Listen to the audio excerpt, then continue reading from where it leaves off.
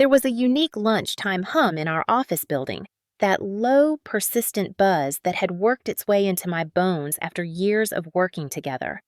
I had just finished the quarterly budget reports when I heard the sound of heels clicking on polished marble. Director Cole's office was 3 doors down from where we analysts worked, but her presence dominated the entire floor. You could always tell when she was walking down the hallway. Conversations would pause, keyboards would click a little faster, and everyone's shoulders would straighten just a bit more. Just before noon, I heard my name as I passed by her corner office. "Emily, could you stop by for a minute?" she called out in that casual way of hers. I froze in the hallway, my name being called specifically causing that familiar knot in my stomach. Her voice was light, almost playful, the kind of tone that usually meant either good news or a problem wrapped in silk. Through the glass partition, I could see her silhouette behind her desk, framed by the panoramic city view that came with her position. The downtown skyscrapers stretched out like a corporate crown, steel and ambition rising toward the sky.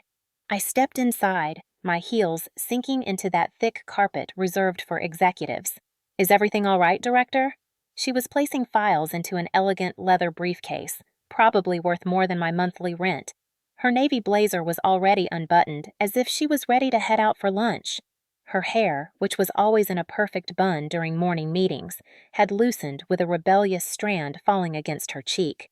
That small curl was like the first crack in her perfect armor.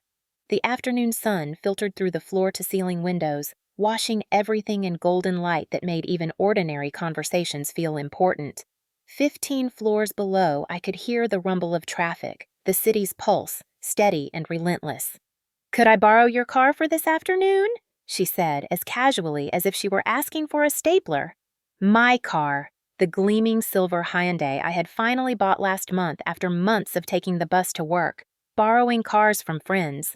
I still remembered the salesman's smile the day I signed the papers, Daniel's proud look as he drove the car off the lot. The leather seats still smelled of new beginnings. I hadn't even driven it 10 times yet. Every morning, looking out at the visible part of the parking lot from the window to see it was still there, felt surreal. And now this woman, who had both an official company car and a driver, wanted my modest little car? Hundreds of thoughts collided in my mind like storm clouds. I thought about the black sedan that took her to client meetings, Marcus driving her to conferences downtown. Why would someone with those kinds of resources want my car? But then that corporate calculus kicked in, the math that every ambitious employee has memorized. If I said no, I'd look petty, small, like someone who couldn't be trusted with bigger responsibilities, someone who put personal possessions above team collaboration. Gossip spread fast in the office, and reputation was everything. I could already imagine the whispers. Emily wouldn't even lend the director her car. How could you trust someone like that with major projects? But if I said yes, my husband would kill me. That car was our shared pride, our first major purchase after getting married. We had saved for months, debated features over dinner, spent weekends test driving dozens of models. It wasn't just transportation, it was proof of the life we were building together, a sign that the years of student loans and cramped apartments were finally behind us. I watched Cole expertly arrange the files in her briefcase, her manicured fingers moving with professional confidence, the ease of someone who had never been told no in her professional life. There was a heavy silence between us, thick with unspoken expectations. But then I thought, maybe this was a test. Maybe this was a show of trust. Maybe Cole saw me as someone reliable, someone she could bring into her inner circle. In this department, visibility and perception mattered as much as actual performance. Being chosen by the director could be the opportunity I'd been waiting for. I forced a smile onto my face like a mask. "Of course.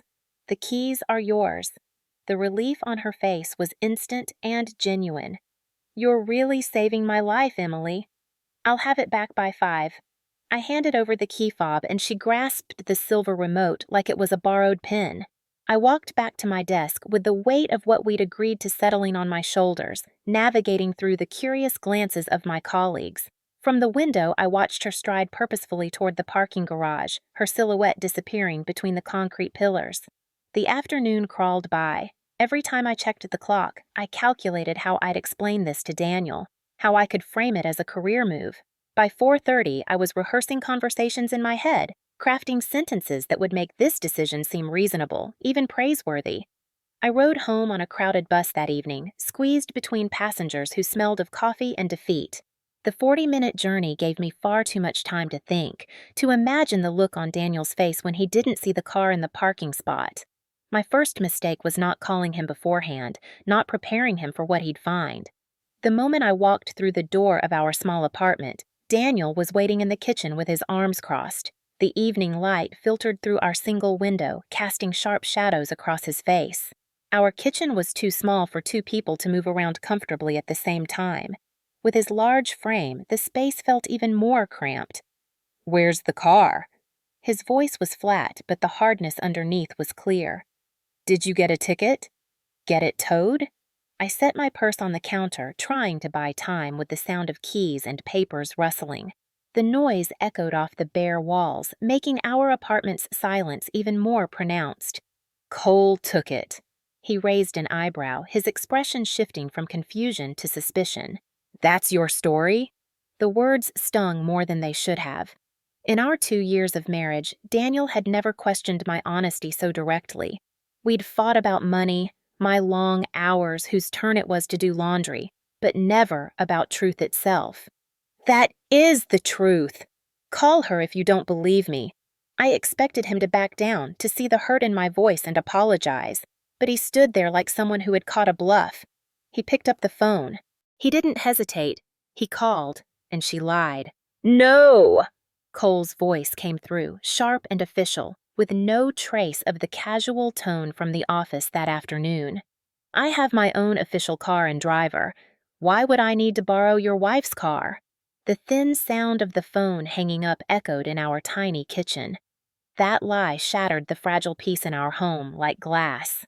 Daniel looked at me as if I had made up some excuse, as if the woman he married had suddenly become a stranger. There was silence between us, heavy with betrayal and confusion. Then the accusations began, shouting that spilled through our thin walls. The blue mug, a souvenir from our Santorini honeymoon, hit the wall and shattered, ceramic pieces scattering like small accusations. Then the rice cooker, plates, the tea kettle we'd received as a wedding gift. Each crash accompanied a new question. Where were you really? Who were you with? How long have you been lying to me? I tried to explain, my voice rising to match his. But how could I defend the truth when the truth itself made me look like a liar? How could I make him deny what someone had heard with their own ears? I thought that hellish night would never end, but morning came when I slammed the door and left, abandoning Daniel among the wreckage of our home. The anger in my chest burned my lungs. As the morning chill hit my cheeks, I walked toward the office, my heels striking an angry rhythm on the sidewalk. The building was nearly empty. The night shift had long since dispersed. The security guard looked up from his newspaper with mild surprise, but let me through. The elevator ride to the 15th floor seemed endless. I didn't even knock. "Director Cole!" I exploded into the office. My voice echoed off the glass walls. "You really did borrow my car!" She looked up calmly, raising one eyebrow with curiosity. Her blazer was back on, her hair once again in that perfect bun. A woman approaching perfection again stood before me. "Yes, I did," she said simply. I froze, words stuck in my throat like swallowed stones. "My mother is sick," she continued, her hands clasped on the desk in corporate order. "I needed to visit my mother at lunch, but I couldn't use the official car for personal business. You know the new ethics regulations. That's when I saw them, 3 visitors sitting on the office couch. 2 men, 1 woman, all in perfect suits, their expressions neutral, notebooks closed but ready. Silent, watching, recording every word, every movement in their minds. The blood drained from my face as I grasped the situation I had stumbled into. I backed away like I had accidentally stepped onto a stage, my heels making barely audible sounds on the carpet. My cheeks burned hot enough to incinerate my career. The hallway had never felt so long. I pressed the elevator button with trembling fingers. The 15-floor descent had never taken so long. Then I paced the lobby for 20 minutes, watching through the glass doors as 3 elegant figures exited the building. Then I went back up, quietly this time, tapping apologetically at the door frame. "I'm sorry, Director," I whispered. "I didn't know you had visitors." "I really didn't know." She waved her hand with a genuine laugh. "Don't apologize." That outburst was perfect. Perfect! The word came out like a breath. "Those were auditors from the ethics board," she explained, gesturing to the now empty couch. "They were evaluating me for promotion to deputy regional director." Your anger? It proved exactly what they needed to see, that I follow the rules, even when personal chaos erupts, even when drama unfolds. I couldn't comprehend that my worst professional moment might have been part of a scene planned without me.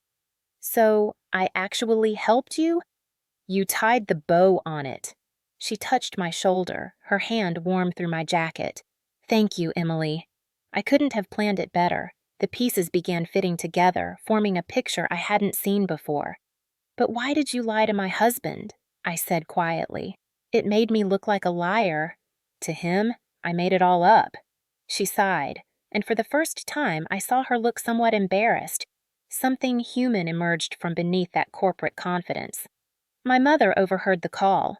If she knew I wasn't using the official car, she'd think I didn't get the promotion, or even got demoted. She worries too much about my career. I said it to keep her from worrying. It was a tiny lie, just to put her mind at ease." I swallowed with the thought knotting in my throat, thinking of the broken dishes still sitting in our kitchen.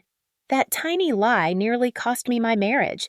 We fought all night. The house is a wreck. Dishes, rice cooker. She interrupted me and, "I'll replace the dishes," she said without hesitation. "The rice cooker, too.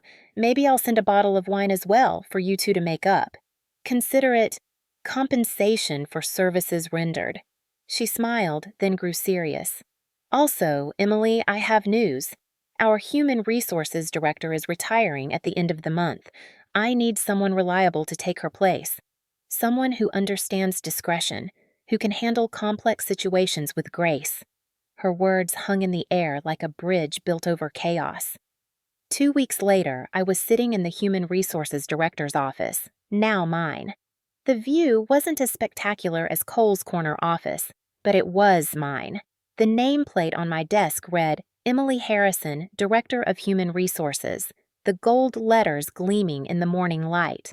A month later, she was promoted to Deputy Regional Director, exactly as she had planned. And the car? Still mine. Still silver. Still shiny. But now it carries invisible passengers, the memory of that afternoon, the weight of corporate chess moves, the knowledge that sometimes our biggest mistakes can become our greatest opportunities. Every morning, Daniel and I settle into the leather seats and drive to our jobs. The commute has become our quiet ritual. Sometimes he still teases, "Don't lend it to anyone today, okay?" We laugh, but that lingering scent of memory is still there. How trust can be broken and rebuilt, how careers and marriages get tested in moments we never expect, and how the worst day of our professional lives can sometimes be the best thing that ever happened to us.